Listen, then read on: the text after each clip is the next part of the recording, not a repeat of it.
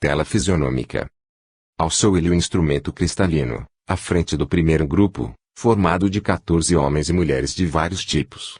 Efetuou observações que não pude acompanhar e disse algo aos companheiros que se dispuseram à anotação imediata. Antes, porém, que se retirasse, 2 membros do conjunto avançaram implorando socorro. Justiça!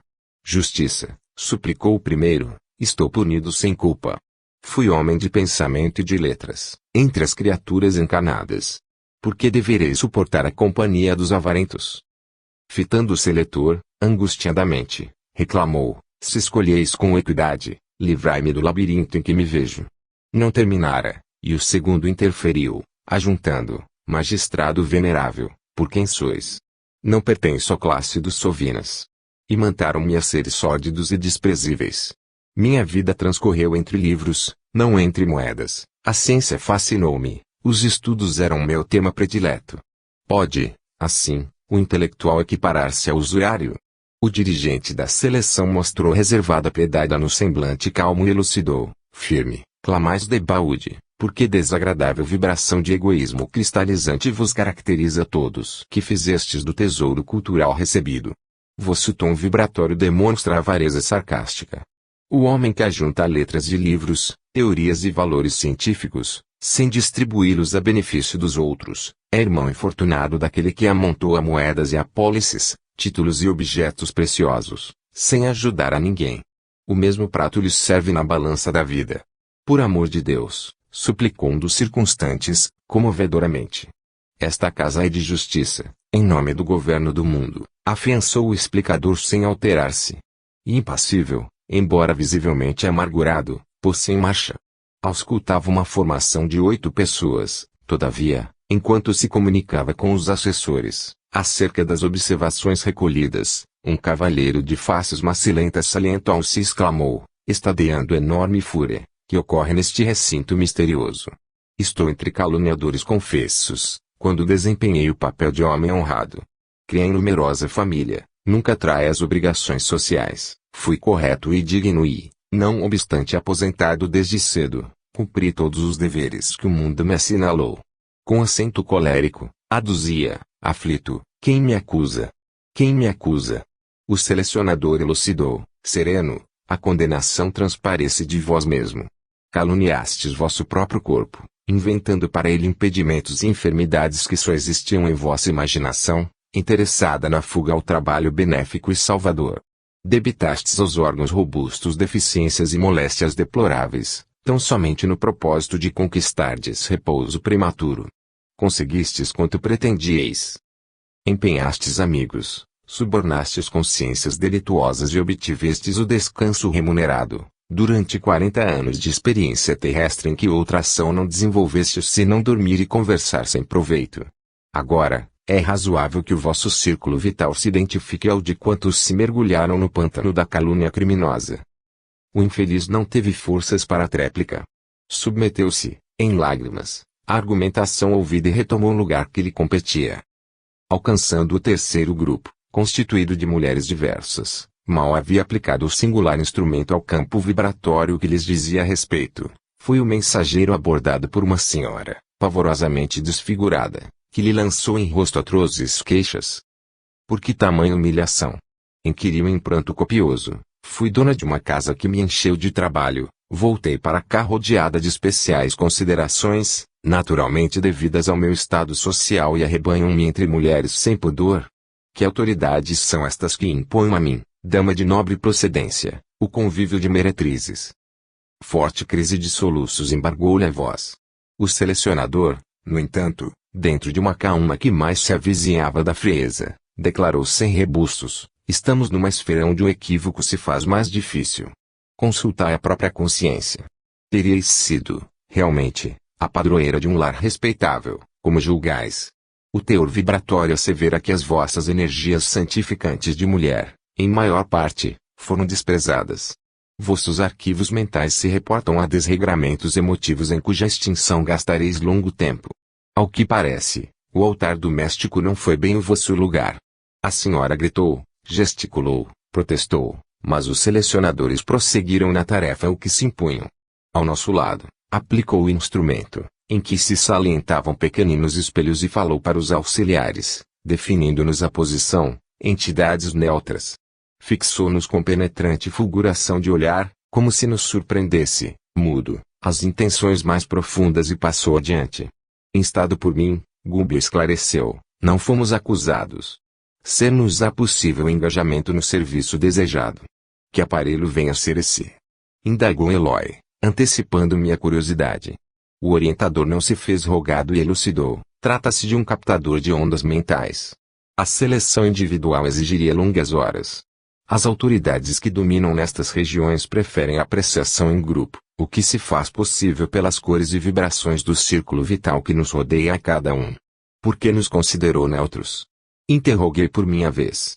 O instrumento não é suscetível de marcar a posição das mentes que já se transferiram para a nossa esfera. É recurso para a identificação de perispíritos desequilibrados e não atinge a zona superior. Mas, perguntei, ainda traço, por que se fala nesta casa em nome do governo do mundo? O instrutor endereçou-me expressivo gesto e ajuntou, André, não te esqueças de que nos encontramos num plano de matéria algum tanto denso e não nos círculos de gloriosa santidade.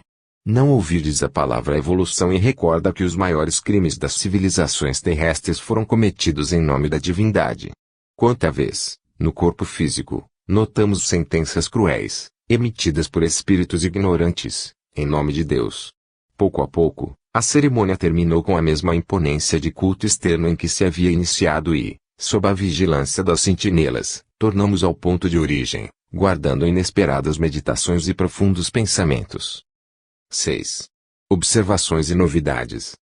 De volta ao domicílio de Gregório, fomos transferidos da cela trevosa para um aposento de janelas gradeadas, onde tudo desagradava a vista. Certo, devíamos a mudança ao resultado encorajador que alcançáramos nas operações seletivas, mas, em verdade, ainda aí, nos achávamos em autêntico pardieiro. De qualquer modo, era para nós imenso consolo contemplar algumas estrelas, através do nevoeiro que assaltava a paisagem noturna. O instrutor, versado em expedições idênticas à nossa, recomendou-os não tocar os varões de metal que nos impediam a retirada, esclarecendo se achavam imantados por forças elétricas de vigilância e acentuando que nossa condição ainda era de simples prisioneiros. Aproximamo-nos, porém, das janelas que nos comunicavam com o exterior e reparei que o espetáculo era digno de estudo. Grande movimento na via pública, congregando vários grupos de criaturas, em conversação não longe de nós. Os diálogos e entendimentos surpreendiam. Quase todos se referiam à esfera carnal. Questões minuciosas e pequeninas da vida particular eram analisadas com inequívoco interesse, contudo, as notas dominantes caíam no desequilíbrio sentimental e nas emoções primárias da experiência física. Percebi diferentes expressões nos halos vibratórios que revestiam a personalidade dos conversadores, através das cores de variação típica. Dirigi-me a Gubbio, buscando-lhe oportuno esclarecimento. Não mediste, ainda, respondeu, prestimoso, a extensão do intercâmbio entre encanados e desencanados. A determinadas horas da noite, 3/4 partes da população de cada um dos hemisférios da crosta terrestre se acham nas zonas de contato conosco e a maior percentagem desses semilibertos do corpo, pela influência natural do sono, permanecem detidos nos círculos de baixa vibração qual este em que nos movimentamos provisoriamente. Por aqui, muitas vezes se forjam dolorosos dramas que se desenrolam nos campos da carne. Grandes crimes têm nestes sítios as respectivas nascentes e, não fosse o trabalho ativo e constante dos espíritos protetores do que se desvelam pelos homens no labor sacrificial da caridade oculta e da educação perseverante, sob a égide do Cristo, acontecimentos mais trágicos estarreceriam as criaturas. De alma voltada para as noções da vida mensa que o ambiente sugeria, rememorei o curso incessante das civilizações. Pensamentos mais altos clarearam nos raciocínios. A bondade do Senhor não violenta o coração. O reino divino nascerá dentro dele e, à maneira da semente de mostarda que se liberta dos envoltórios inferiores, medrará e crescerá gradativamente, sob os impulsos construtivos do próprio homem. Que temerária concepção de um paraíso fácil! Gubbio percebeu minha posição mental e falou em socorro de minhas pobres reflexões íntimas. Sim, André, a coroa da sabedoria e do amor é conquistada por evolução, por esforço, por associação da criatura aos propósitos do Criador. A marcha da civilização é lenta e dolorosa. Formidanos atritos se fazem indispensáveis para que o espírito consiga desenvolver a luz que lhe é própria. O homem encarnado vive simultaneamente em 3 planos diversos. Assim como ocorre a árvore que se radica no solo, guarda ele raízes transitórias na vida física, estende os galhos dos sentimentos e desejos nos círculos de matéria mais leve, quanto o vegetal se alonga no ar, e é sustentado pelos princípios sutis da mente, tanto quanto a árvore é garantida pela própria seiva. Na árvore, temos raiz, copa e seiva por 13 processos diferentes de manutenção para a mesma vida é. No homem, vemos corpo denso de carne, organização perispirítica em tipo de matéria mais rarefeita e mente, representando 3 expressões distintas de base vital, com vistas aos mesmos fins.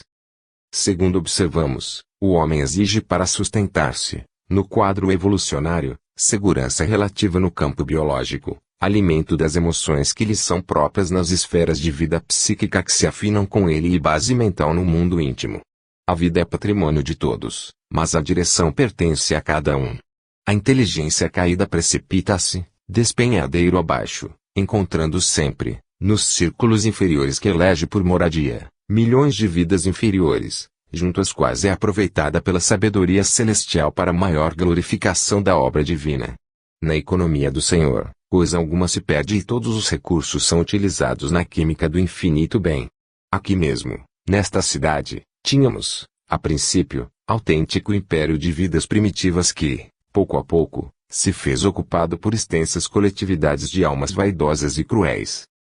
Entrincheiraram-se nestes sítios, guardando o louco propósito de hostilizar a bondade excelsa, e exercem funções úteis junto ao enorme agrupamento de criaturas, ainda sub-humanas, não obstante atenderem a serviço que para nós outros seria presentemente insuportável. Usam a violência em largas doses, todavia, no curso dos anos, a influenciação intelectual delas trará grandes benefícios aos oprimidos de agora e estejamos convictos de que, apesar de blasonarem inteligência e poder, permanecerão nos postos que ocupam apenas enquanto perdurar o consentimento da divina direção, atento ao princípio que determina tenha cada assembleia o governo que merece. O instrutor confiou-se a pausa mais longa e concentrei minha atenção numa dupla feminina que conversava, rente à grade.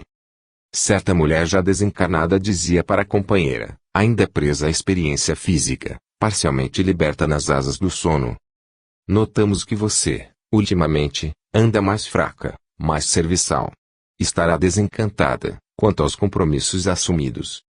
A interpelada explicou um tanto confundida: acontece que João se filiou a um círculo de preces, o que, de alguma sorte, nos vem alterando a vida. A outra deu um salto à retaguarda, ao modo de um animal surpreendido e gritou: orações? Você está cega quanto ao perigo que isso significa. Quem reza cai na mansidão. É necessário espezinhá-lo, torturá-lo, feri-lo, a fim de que a revolta o mantenha em nosso círculo. Se ganhar piedade, estragar-nos ao plano, deixando de ser nosso instrumento na fábrica.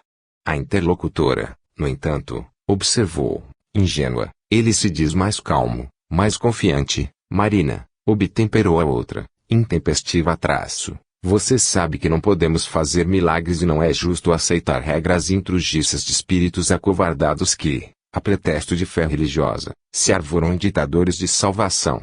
Precisamos de seu marido e de muitas outras pessoas que a ele se agregam em serviço em nosso nível. O projeto é enorme e interessante para nós. Já esqueci quanto sofremos? Eu, de mim mesma, tenho duras lições por retribuir.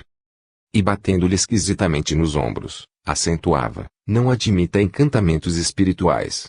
A realidade é nossa e cabe-nos aproveitar o ensejo, integralmente. Volte para o corpo e não ceda 1 milímetro. Corra com os apóstolos improvisados. Fazem-nos mal. Prenda João, controlando-lhe o tempo. Desenvolva serviço eficiente e não o liberte. Fira-o devagarinho. O desespero dele chegará, por fim, e, com as forças da insubmissão que forem exteriorizadas em nosso favor, alcançaremos os fins a que nos propomos. Nada de transigência. Não se atemorize com promessas de inferno ou céu depois da morte. Em toda parte a vida é aquilo que fazemos dela. Boquiaberto com o que me era dado perceber, reparei que a entidade astuta e vingativa envolvia a interlocutora em fluidos sombrios, à maneira dos hipnotizadores comuns.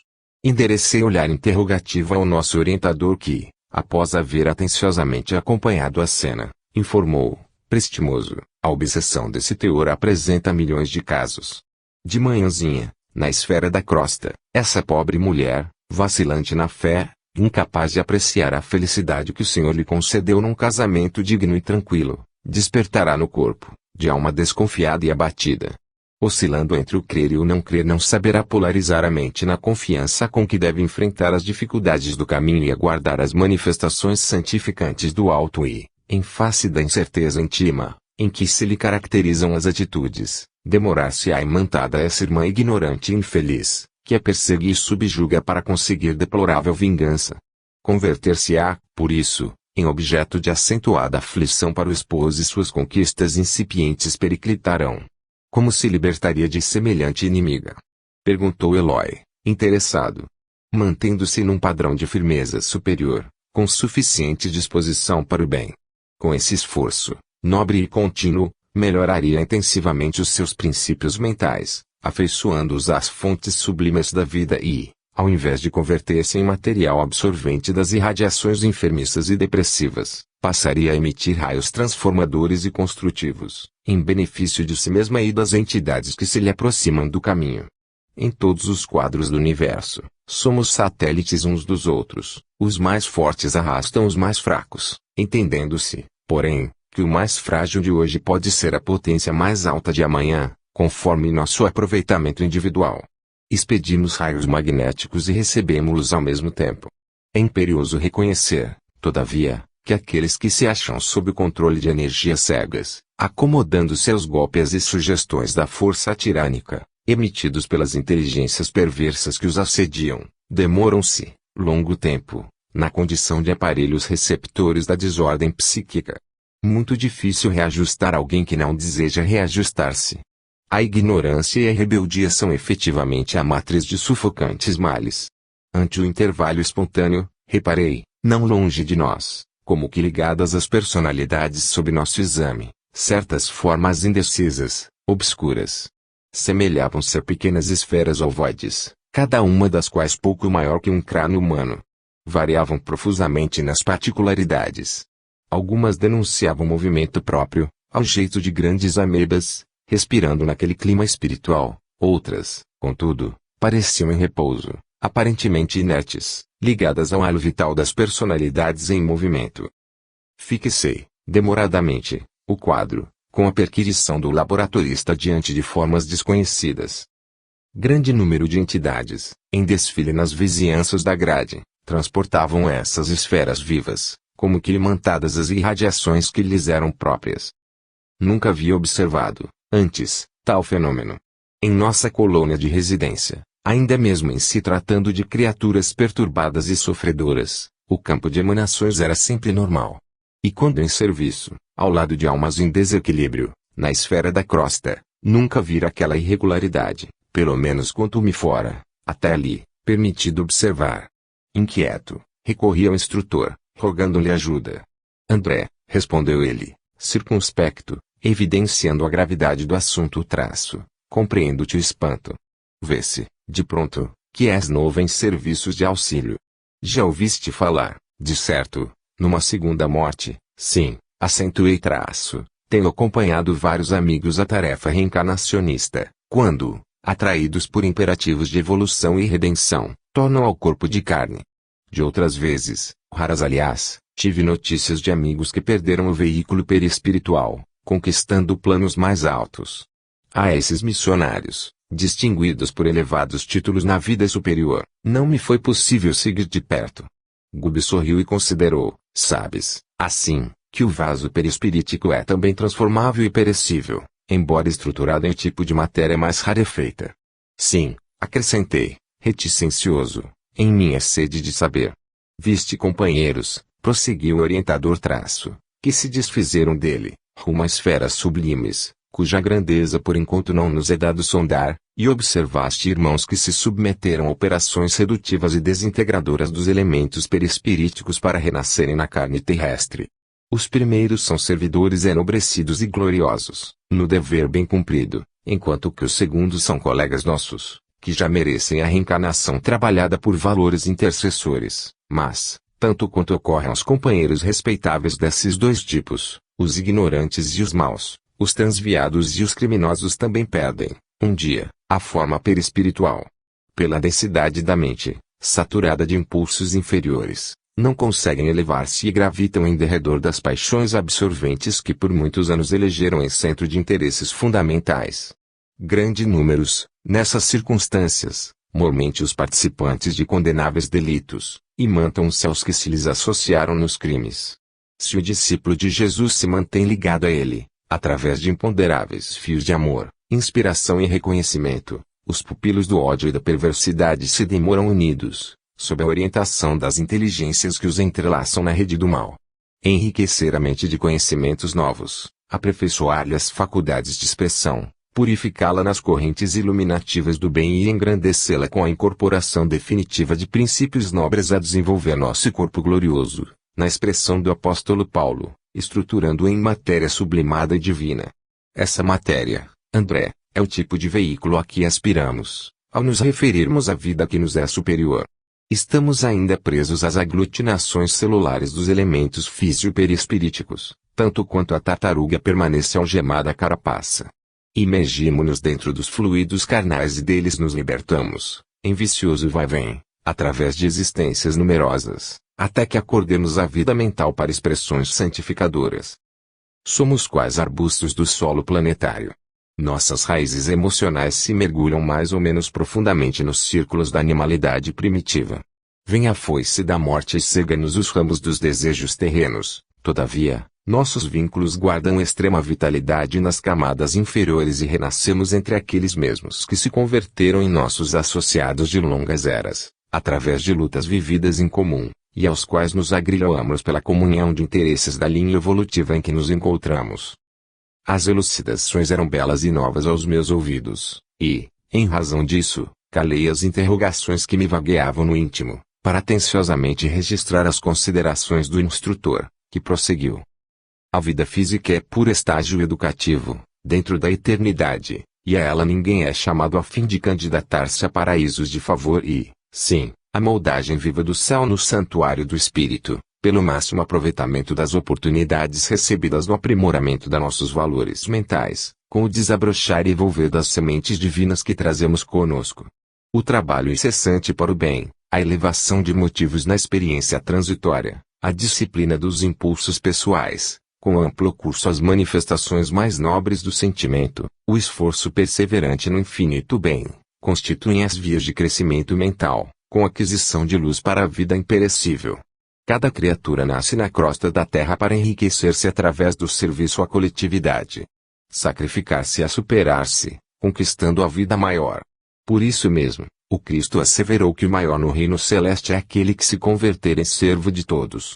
Um homem poderá ser temido e respeitado no planeta pelos títulos que adquiriu à convenção humana, mas se não progrediu no domínio das ideias, melhorando-se e aperfeiçoando-se, guarda consigo mente estreita e enfermiça. Em suma, ir à matéria física e dela regressar ao campo de trabalho em que nos achamos presentemente, é submetermos-nos a profundos choques biológicos, destinados à expansão dos elementos divinos que nos integrarão, um dia, a forma gloriosa. E porque me visse na atitude do aprendiz que interroga em silêncio, Gubbio asseverou. Para fazer-me mais claro, voltemos ao símbolo da árvore. O vaso físico é o vegetal, limitado no espaço e no tempo. O corpo perispirítico é o fruto que consubstancia o resultado das variadas operações da árvore, depois de certo período de maturação, e a matéria mental é a semente que representa o substrato da árvore e do fruto, condensando-lhes as experiências. A criatura para adquirir sabedoria e amor renasce inúmeras vezes, no campo fisiológico, à maneira da semente que regressa ao chão. E quantos se complicam, deliberadamente, afastando-se do caminho reto na direção de zonas irregulares em que recolhem experimentos doentios, atrasam, como é natural, a própria marcha, perdendo longo tempo para se afastarem do terreno resvaladiço a que se relegaram, ligados a grupos infelizes de companheiros que, em companhia deles, se extraviaram através de graves compromissos com a leviandade ou com o desequilíbrio. Compreendeste, agora?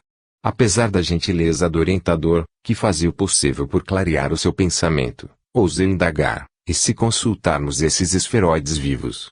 Ouvir-nos-ão? Possuem capacidade de sintonia.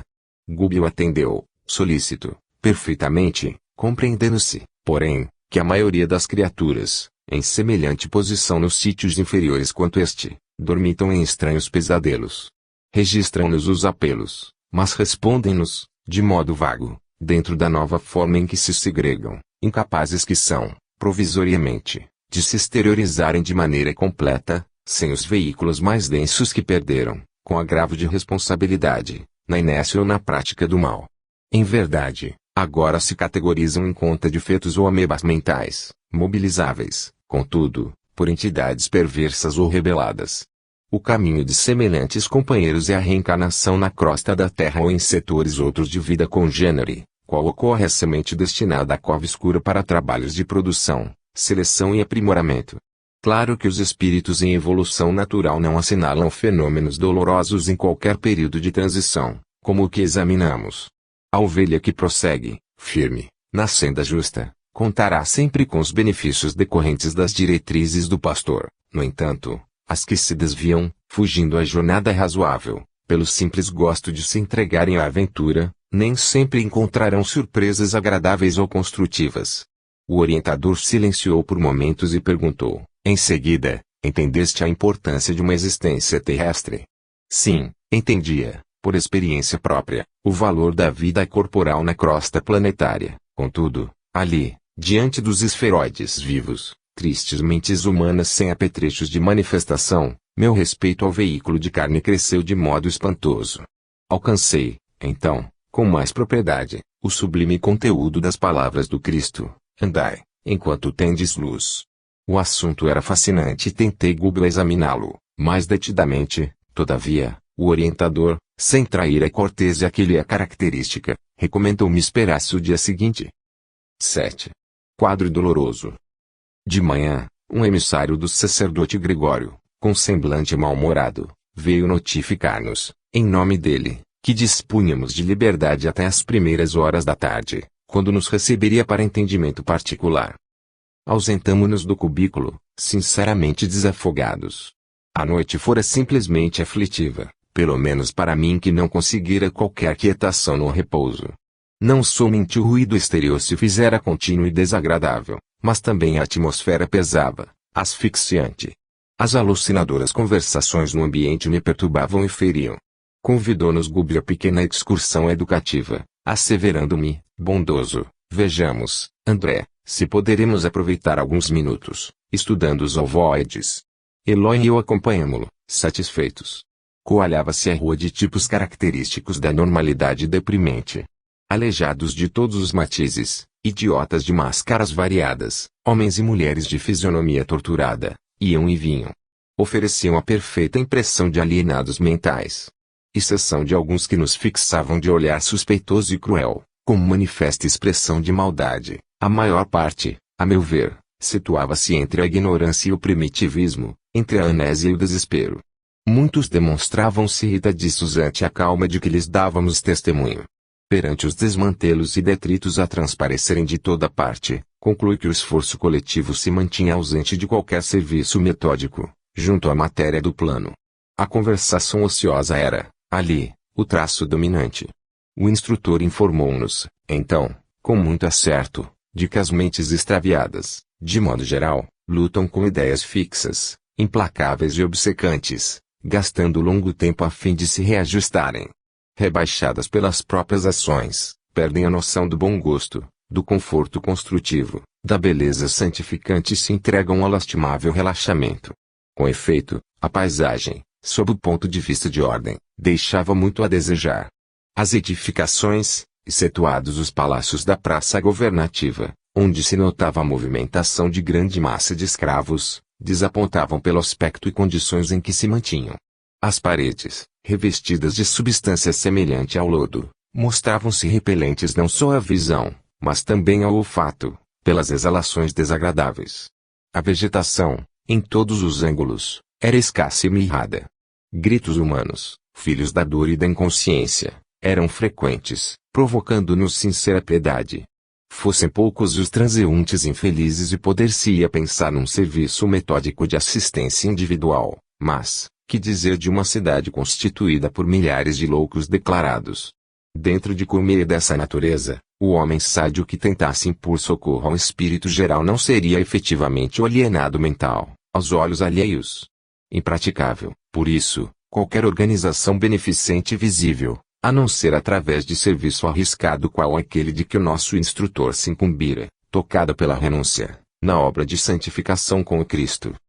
Além das perturbações reinantes, capazes de estabelecer a guerra de nervos nas criaturas mais equilibradas da crosta do mundo, pairava na atmosfera sufocante nevoeiro que mal nos deixava entrever o horizonte distanciado. O sol, através de espessa cortina de fumo, cuja procedência me não foi possível determinar, era visto por nós, à semelhança de uma bola de sangue afogueado.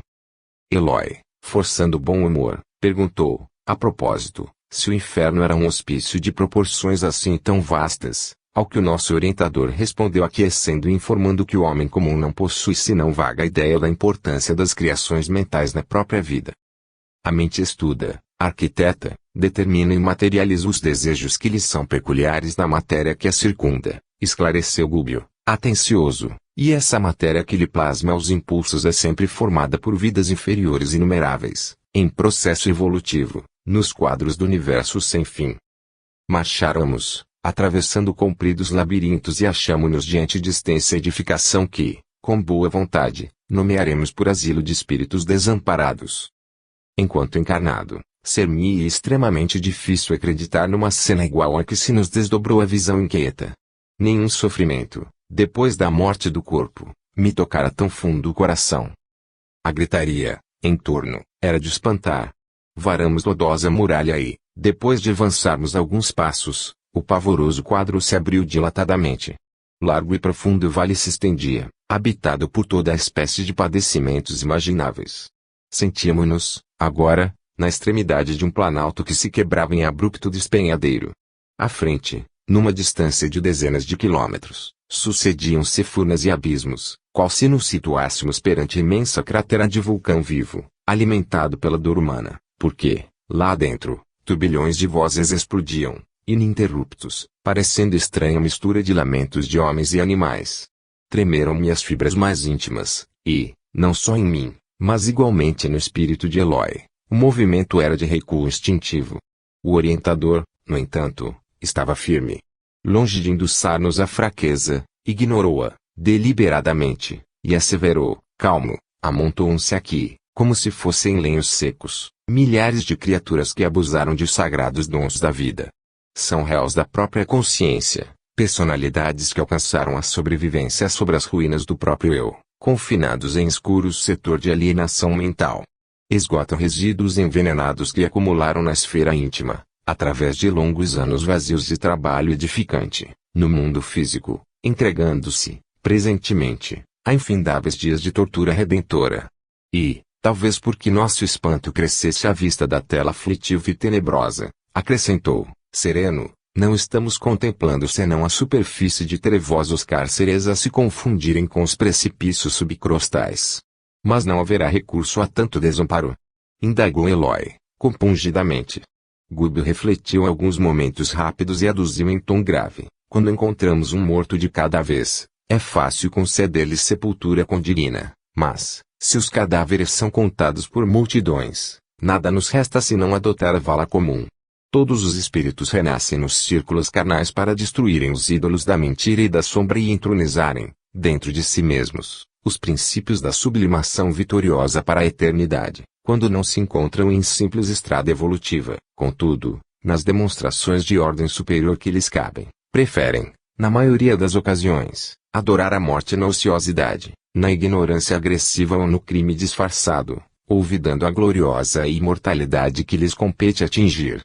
Ao invés de estruturarem destino santificante, com vistas ao porvir infinito, menosprezam oportunidades de crescimento, fogem ao aprendizado salutar e contraem débitos clamorosos, retardando a obra de elevação própria. E seres mesmos, senhores de preciosos dons de inteligência, com todo o acervo de revelações religiosas de que dispõem para solucionar os problemas da alma, se confiam voluntariamente a semelhante atraso. Que nos resta fazer senão seguir nas linhas de paciência por onde se regula a influenciação dos nossos benfeitores? Sem dúvida, Esta paisagem é inquietante e angustiosa, mas compreensível e necessária. Perguntei-lhe se naqueles sítios purgatoriais não havia companheiros amigos, detentores da missão de consolar, ao que o nosso instrutor respondeu afirmativamente. Sim, disse Traço, esta imensa coletividade dentro da qual preponderam individualidades que pelo sofrimento contínuo se caracterizam pelo comportamento subhumano, não está esquecida. A renúncia opera com Jesus, em toda parte. Agora, todavia, não dispomos de ensejos para a identificação de missionários e servidores do bem. Vamos ao estudo que nos interessa de mais perto. Descemos alguns metros e encontramos esquálida mulher estendida no solo. Gubnela fixou os olhos muito lúcidos e, depois de alguns momentos, recomendou-nos seguir-lhe a observação acurada. Vês, realmente, André? Inquiriu, paternal. Percebi que infeliz se cercava de 3 formas ovoides, diferenciadas entre si nas disposições e nas cores, que me seriam, porém, imperceptíveis aos olhos, caso não desenvolvesse, ali, todo o meu potencial de atenção. Reparo, sim, expliquei, curioso traço, a existência de 3 figuras vivas, que se lhe justapõem ao perispírito, apesar de se expressarem por intermédio de matéria que me parece leve gelatina, fluida e amorfa. Elucidou Gúbio, sem detença, são entidades infortunadas, entregues aos propósitos de vingança e que perderam grandes patrimônios de tempo, em virtude da revolta que lhes atormenta o ser. Gastaram o perispírito, sob inenarráveis tormentas de desesperação, e imantam-se, naturalmente, a mulher que odeiam. Irmã está aqui, por sua vez, ainda não descobriu que a ciência de amar é a ciência de libertar, iluminar e redimir. Auscultamos, de mais perto, a desventurada criatura. Assumiu Gúbio a atitude do médico ante a paciente e os aprendizes. A mulher sofredora, envolvida num halo de força cinzenta escura, registrou-nos a presença e gritou, entre aflição e idiotia, Joaquim. Onde está Joaquim? Digam-me, por piedade. Para onde o levaram? Ajudem-me. Ajudem-me. O nosso orientador tranquilizou-a com algumas palavras e, não lhe conferindo maior atenção, além daquela que o psiquiatra dispensa ao enfermo em crise grave, observou-nos. Examinem os ovoides. Sondem-nos, magneticamente, com as mãos. Operei, expedito. Toquei o primeiro e notei que reagia, positivamente. Liguei, num ato de vontade, minha capacidade de ouvir ao campo íntimo da forma e, assombrado, ouvi gemidos e frases, como que longínquos, pelo fio do pensamento, vingança. Vingança. Não descansarei até ao fim. Esta mulher infame me pagará. Repeti a experiência com os 2 outros e os resultados foram idênticos. As exclamações assassina, assassina, transbordavam de cada um. Após afagar a doente com fraternal carinho, analisando-a, atencioso, o instrutor dirigiu-nos a palavra, esclarecendo, Joaquim será naturalmente o companheiro que a precedeu nas lides da reencarnação. Certo, já regressou à terra mais densa, a fim de preparar-lhe lugar. A pobrezinha está esperando o ensejo de retorno à luta benéfica. Vejo-lhe o drama cruel. Foi tirânica a senhora de escravos no século que findou. Percebo-lhe as recordações da fazenda próspera e feliz, nos arquivos mentais. Foi jovem e bela, mas desposou, consoante o programa de provas salvadoras, um cavalheiro de idade madura, que, a seu turno, já assumira compromissos sentimentais com humilde filha do cativeiro. Embora a mudança natural de vida, a face do casamento, não abandonou-lhe o débito contraído. Em razão disso, a pobre mãe escrava, ainda moça, penitente e desditosa, prosseguiu agregada à propriedade rural com os rebentos de seu amor menos feliz. Com a passagem do tempo, a esposa requestada e fascinante conheceu toda a extensão do assunto e revelou a irascibilidade que lhe povoava a alma. Dirigiu-se ao marido, colérica e violenta, dobrando aos caprichos que lhe exacerbavam a mente. A escrava sofredora foi separada de ambos os filhos que possuía e vendida para uma região palustre onde em breve encontrou a morte pela febre maligna. Os 2 rapazes, metidos no tronco, padeceram vezames e flagelações em frente da senzala. Acusados de ladrões, pelo capataz, a instâncias da senhora dominada de egoísmo terrificante, passaram a exibir pesada corrente no pescoço ferido. Viveram, no passado, sob humilhações incessantes. No curso de reduzidos meses, caíram sem remissão, minados pela tuberculose que ninguém socorreu. Desencarnados, reuniram-se à genitora revoltada, formando um trio perturbador na organização ruralista que os expulsara, sustentando sinistros propósitos de desforço. Não obstante convidados à tolerância e ao perdão por amigos espirituais que os visitavam frequentemente, nunca cederam um tio nos planos sombrios em que penhoraram o coração. Atacaram, desapiedados, a mulher que os tratara com dureza, impondo-lhe destrutivo remorso ao espírito vacilante e fraco. Dominando-lhe a vida psíquica, transformaram-se para ela em perigosos carrascos invisíveis, utilizando todos os processos de luta suscetíveis de acentuar-lhe as perturbações. Adoeceu ela, por isso, gravemente, desafiando conselhos e medidas de cura. Embora socorrida por médicos e padres diversos, não mais recobrou o equilíbrio orgânico. Arrasou-se-lhe o corpo físico, a pouco e pouco, incapaz de expandir-se mentalmente, no idealismo superior, que corrige desvarios íntimos e faculta a cooperação vibratória das almas que respiram em esferas mais elevadas. A desditosa fazendeira sofreu, insulada no orgulho destrutivo que lhe assinalava o caminho, 10 anos de mágoas constantes e indefiníveis. Claro que possuía, por sua vez, amigos prontos a lhe estenderem generosas mãos por ocasião da morte do corpo que se tornou inevitável. Contudo, quando nos ensiguecemos no mal, inabilitamo-nos, por nós mesmos, à recepção de qualquer recurso do bem. O instrutor fez ligeira pausa na narrativa e continuou, exonerada dos liames carnais, viu-se perseguida pelas vítimas de outro tempo, anulando-se-lhe a capacidade de iniciativa em virtude das emissões vibratórias do próprio medo perturbador. Padeceu muitíssimo, não obstante contemplada pela compaixão de benfeitores do alto que sempre tentaram conduzi-la à humildade e à renovação pelo amor, mas o ódio permutado é uma fornalha ardente, mantenedora de cegueira e sublevação. Desencarnado o esposo, veio semilouco encontrá-la no mesmo invencível abatimento, incapaz de socorrê-la em vista das próprias dores que o constrangiam a difíceis retificações. Os impiedosos adversários prosseguiram na obra deplorável e, ainda mesmo depois de perderem a organização perispirítica, aderiram a ela, com os princípios de matéria mental em que se revestem. A revolta e o pavor do desconhecido, com absoluta ausência de perdão, ligam-nos uns aos outros, quais algemas de bronze. A infeliz perseguida, na posição em que se encontra, não os vê, não os apalpa, mas sente-lhes a presença e ouve-lhes as vozes, através da inconfundível acústica da consciência. Vive atormentada, sem direção. Tem o comportamento de um ser quase irresponsável. A infortunada criatura não parecia registrar as informações, ditas ali em voz alta, e que lhe diziam respeito. Clamava amedrontada, pelo auxílio do companheiro. Valia-me ainda do ensejo para algumas indagações. Diante deste quadro comovedor, como encarar a solução? Desfechei a pergunta direta. Gúbio, todavia, observou, muito calmo, gastaremos tempo.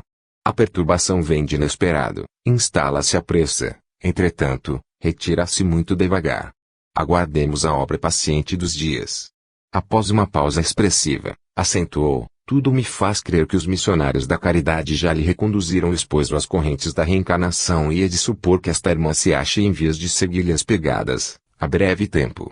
Naturalmente, renascerá em círculos de vida torturada, enfrentando obstáculos imensos para reencontrar o ex-esposo e partilhar-lhe as experiências futuras.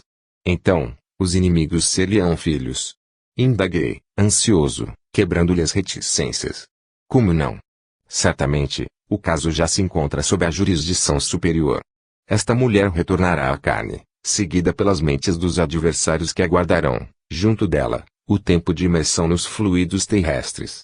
Oh, exclamei, profundamente espantado, não se separará dos perseguidores, nem mesmo para o regresso. Tenho acompanhado reencarnações que invariavelmente se fazem seguidas de cautelas especiais. Sim, André, concordou o instrutor traço. Reparaste nos processos em que funcionaram elementos intercessores de vulto, atendendo-se à nobilitante missão dos interessados no futuro e, com auxílio divino, semelhantes casos contam-se por milhões. Contudo, existem, ainda, nos setores da luta humana, milhões de renascimentos de almas criminosas que tornam o mergulho da carne premidas pela compulsória do plano superior, de modo a expiarem delitos graves. Em ocorrências dessa ordem, A individualidade responsável pela desarmonia reinante converte-se em centro de gravitação das consciências desequilibradas por sua culpa e assume o comando dos trabalhos de reajustamento, sempre longos e complicados, de acordo com os ditames da lei. Compreendendo meu assombro, Gubbio considerou, porque a estranheza. Os princípios de atração governam o universo inteiro. Nos sistemas planetários e nos sistemas atômicos vemos o núcleo e os satélites. Na vida espiritual, os ascendentes essenciais não diferem. Se os bons representam centros de atenção dos espíritos que se lhes afinam pelos ideais e tendências, os grandes delinquentes se transformam em núcleos magnéticos das mentes que se extraviaram da senda reta, em obediência a eles. Elevamo-nos com aqueles que amamos e redimimos ou rebaixamo-nos com aqueles que perseguimos e odiamos. As afirmativas inspiravam-me profundos pensamentos, quanto à grandeza das leis que regem a vida e, atento à meditação daquele instante, evitei novas perguntas. O instrutor acariciou a fronte da criatura desventurada, envolvendo-a, intencionalmente, numa bênção de fluidos divinos e acrescentou, pobre irmã. Que o céu a fortaleça na jornada por empreender. Seguida de perto pela influência dos seres que com ela se projetaram no abismo mental do ódio, terá infância dolorosa e sombria pelos pesares desconhecidos que se lhe acumularão, incompreensivelmente, na alma opressa. Conhecerá enfermidades de diagnose impossível, por enquanto, no quadro dos conhecimentos humanos, por se originarem da persistente e invisível atuação dos inimigos de outra época. Terá mocidade torturada por sonhos de maternidade e não repousará, intimamente, enquanto não oscular, no próprio colo, os 3 adversários convertidos, então, em filhinhos tenros de sua ternura sedenta de paz. Transportará consigo 3 centros vitais desarmônicos e, até que os reajuste na forja do sacrifício, recambiando-os à estrada certa, será, na condição de mãe, um irmão atormentado ou a sede obscura e triste de uma constelação de dor. O estudo era, sem dúvida, absorvente e fascinante, mas a hora controlava-nos o serviço e era imperioso regressar. 8. Inesperada intercessão. A sala em que fomos recebidos pelo sacerdote Gregório semelhava-se a estranho santuário, cuja luz interior se alimentava de tochas ardentes. Sentado em pequeno trono que lhe singularizava a figura no desagradável ambiente, a exótica personagem rodeava-se de mais de 100 entidades em atitude adorativa. 2 áulicos, extravagantemente vestidos, manejavam grandes turíbulos, em cujo bojo se consumiam substâncias perfumadas, de violentas emanações. Trajava ele uma túnica escarlate e nimbava-se de halo pardo escuro, cujos raios, inquietantes e contundentes, nos feriam a retina. Fixou em nós o olhar percussiente e inquiridor e estendeu-nos a destra, dando-nos a entender que podíamos aproximar. Fortemente empolgado, acompanhei Gubbio. Quem seria Gregório naquele recinto? Um chefe tirânico ou um ídolo vivo, saturado de misterioso poder? 12 criaturas, ladeando-lhe o dourado assento, ajoelhavam-se, humildes, atentas às ordens do que lhe emanassem da boca. Com um simples gesto determinou regime sigiloso para a conversação que entabularia conosco, porque, em alguns segundos, o recinto se esvaziou de quantos dentro dele se achavam, estranhos à nossa presença. Compreendi que cogitaríamos de grave assunto e fitei nosso orientador para copiar-lhe os movimentos. Gubbio, seguido por Eloy e por mim, a reduzida distância, acercou-se do anfitrião que o contemplava de fisionomia rude, passando, de minha parte, a espreitar o esforço de nosso instrutor para contornar os obstáculos do momento, de modo a não classificar-se por mentiroso, à face da própria consciência. Cumprimentou o Gregório, exibindo fingida complacência, e falou, lembra-te de que sou juiz, mandatário do governo forte aqui estabelecido. Não deves, pois, faltar à verdade. Decorrida a pequena pausa, acrescentou, em nosso primeiro encontro, enunciaste um nome. Sim, respondeu Gubbio, sereno traço, o de uma benfeitora. Repete-o, ordenou o sacerdote, imperativo. Matilde. O semblante de Gregório fez-se sombrio e angustiado. Dir-se-ia receber naquele instante tremenda punhalada invisível. Dissimulou, no entanto, dura impassibilidade e, com a firmeza de um administrador orgulhoso e torturado, inquiriu, que tem de comum comigo semelhante criatura? Nosso orientador redarguiu, sem afetação, asseverou-nos querer-te com desvelado amor materno. Evidente engano, aduziu Gregório, ferino, minha mãe separou-se de mim, há alguns séculos. Ao demais, ainda que me interessasse tal reencontro, estamos fundamentalmente divorciados um do outro. Ela serve ao cordeiro, eu sirvo aos dragões. Aquela particularidade da palestra bastava para que minha curiosidade explodisse, indômita. Quem seriam os dragões a que se reportava? Gênios satânicos da lenda de todos os tempos. Espíritos caídos no caminho evolucionário, de inteligência voltada contra os princípios salutares e redentores do Cristo, que todos veneramos na condição do Cordeiro de Deus. Sem dúvida, não me equivocava, no entanto, Gúbio lançou-me significativo olhar, certamente depois de sondar-me, em silêncio, a perquisição íntima, convidando-me, sem palavras, a selar os lábios entreabertos de assombro. Indiscutivelmente, aquele instante não comportava a conversação de um aprendiz e devia destinar-se às manifestações conscientes e seguras de um mestre. Respeitável sacerdote, obtemperou o nosso orientador, com grande surpresa para mim não te posso discutir os motivos pessoais. Sei que há uma ordem absoluta na criação e não ignoro que cada espírito é um mundo diferente e que cada consciência tem a sua rota. Criticas, porventura, os dragões, que se incumbem da justiça? Perguntou Gregório, duramente. Quem sou para julgar? Comentou Gúbio, com simplicidade, não passo de um servidor na escola da vida. Sem eles, prosseguiu Hierofanta, algo colérico que seria da conservação da terra. Como poderia operar o amor que salva, sem a justiça que corrige? Os grandes juízes são temidos e condenados, entretanto, suportam os resíduos humanos, convivem com as nojentas chagas do planeta, lidam com os crimes do mundo, convertem-se em carcereiros dos perversos e dos vis. E a maneira da pessoa culpada, que estima longas justificações, continuou, irrita disso. Os filhos do Cordeiro poderão ajudar e resgatar a muitos. No entanto, milhões de criaturas, como sucede a mim mesmo, não pedem auxílio nem liberação. Afirma-se que não passamos de transviados morais, seremos, então, criminosos, vigiando-nos uns aos outros. A terra pertence-nos, porque, dentro dela, a animalidade domina, oferecendo-nos clima ideal. Não tenho, por minha vez, qualquer noção de céu. Acredito seja uma corte de eleitos, mas o mundo visível para nós constitui extenso reino de condenados. No corpo físico, caímos na rede de circunstâncias fatais, contudo, a teia que os planos inferiores nos prepararam servirá a milhões. Se é nosso destino joeirar o trigo do mundo, nossa peneira não se fará complacente. Experimentados que somos na queda, provaremos todos os que nos surgirem no caminho. Ordenam os grandes juízes que guardemos as portas. Temos, por isso, servidores, em todas as direções. Subordinam-se-nos todos os homens e mulheres afastados da evolução regular, e é forçoso reconhecer que semelhantes individualidades se contam por milhões. Além disso, os tribunais terrestres são insuficientes para a identificação de todos os delitos que se processam entre as criaturas. Nós, sim, é que somos os olhos da sombra, para os quais os menores dramas ocultos não passam despercebidos. Ante o intervalo que se fizera, contemplei o rosto de Gúbio, que não apresentava qualquer alteração. Fitando Gregório, com humildade, considerou, grande sacerdote, eu sei que o Senhor Supremo nos aproveita em sua obra divina, segundo as nossas tendências e possibilidades de satisfazer-lhe os desígnios. Os fagócitos no corpo humano são utilizados na eliminação da impureza, do mesmo modo que a faísca elétrica irrompe, insofreável, a fim de sanar os desequilíbrios atmosféricos.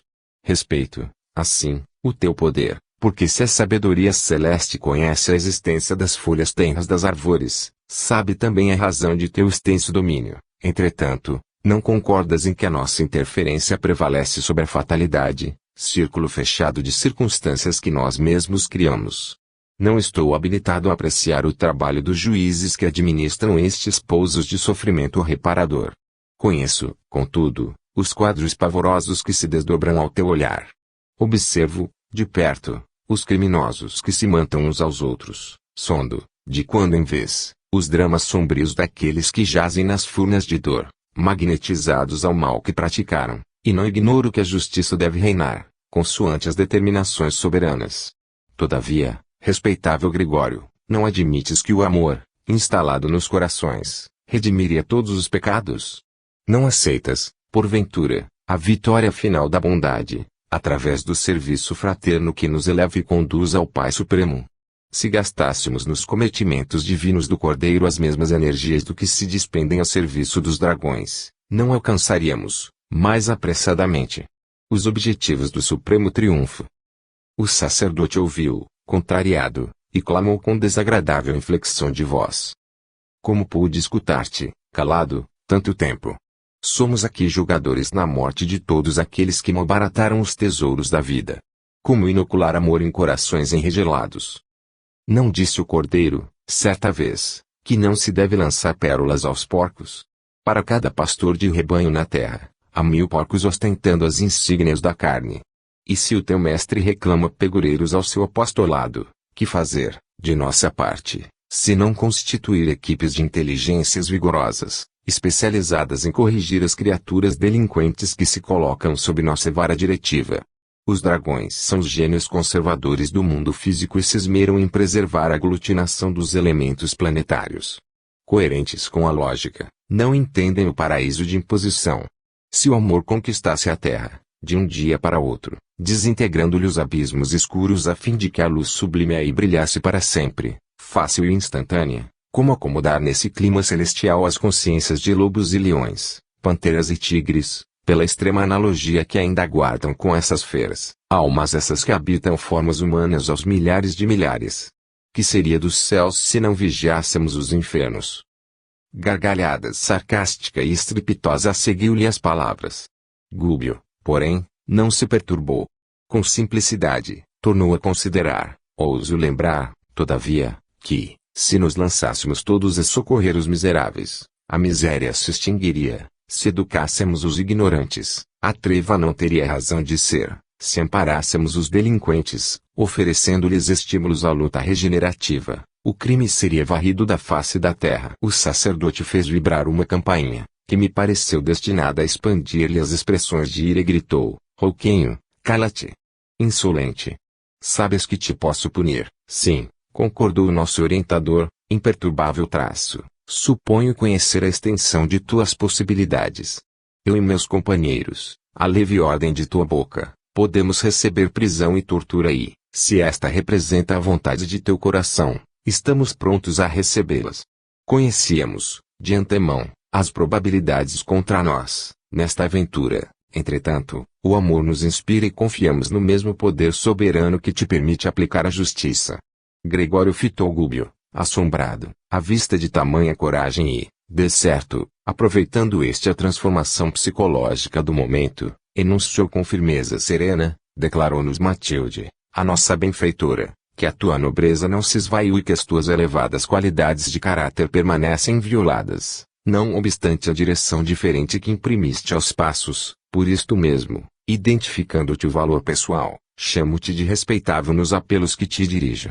A cólera do sacerdote pareceu amainar-se. Não acredito em tuas informações, acentuou, contrariado traço, mas sê claro nas rogativas.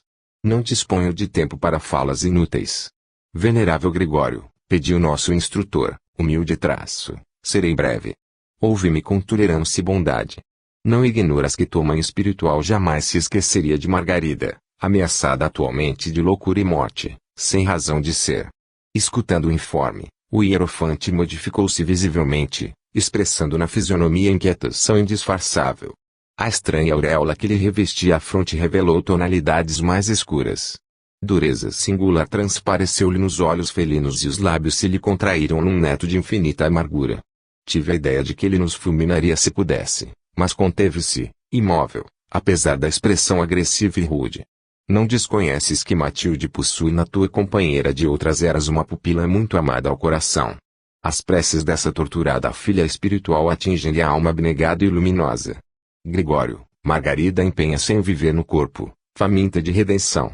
Aspirações renovadoras banharam-lhe a meninice e, agora, que o casamento, em plena juventude, lhe revigoriza as esperanças, deseja demorar-se no campo de luta benéfica, de modo a ressarcir o passado culposo. Certamente, fortes razões te obrigam a constrangê-la ao retorno, porque lhe armaste caprichoso caminho de morte. Não te reprovo, nem te acuso, pois nada sou. E ainda que o Senhor me conferisse algum alto encargo representativo, não me competiria julgar-te, senão depois de haver vivido a tua própria tragédia, experimentando as tuas próprias dores. Sei, porém, que pelo amor e pelo ódio do pretérito ela permanece intensamente ligada aos raios de tua mente e todos saberão